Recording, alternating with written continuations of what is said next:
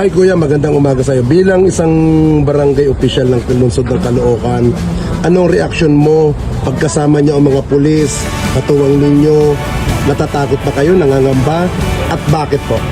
Hindi po, kasi sila po yung katuwang namin sa, lalo na po sa pagro-rubing sa barangay. At kasama po namin lagi, at lagi pong safe ang aming lungsod ng Caloocan pag may makalakaan ng mga pulis. Pag kailangan niyo ba ng police assistance sa barangay ninyo, gaano sila kabilis mag-response sa inyo? Mabilis ba silang tumugon? Oh, mabilis naman po.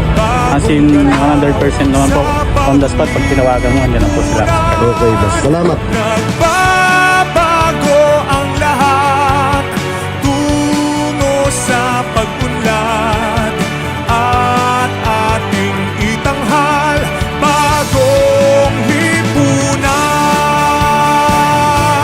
Kuya, bilang isang motorista, nakakakita tayo ng pulis sa checkpoint, na nagro-rubing, nangangamba ka ba, natatakot, o sang-ayon ka sa ginagawa ng kapulisan? At bakit po?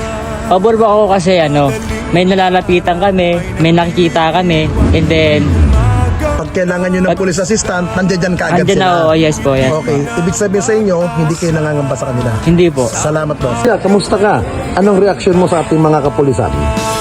Sa akin maganda yung ginagawa ng mga kapulisan. Lalo ngayon, tapos na pinapainting nila madaming mga checkpoint para mas ligtas yung mga tao. Kaya lagi silang nagro-ronda. Ganun. Oh, ibig sabihin sa iyo, pabor sa yung ginagawa ng mga kapulisan. Hindi ka nababahala o natatakot. Oo, mas nakikita ko mas ligtas yung pamilya ko. Tapos yung ako, ligtas ako kada lalabas ako ng bahay. Okay, thank you. Sa pag-unlad at ating itanghal bagong lipunan.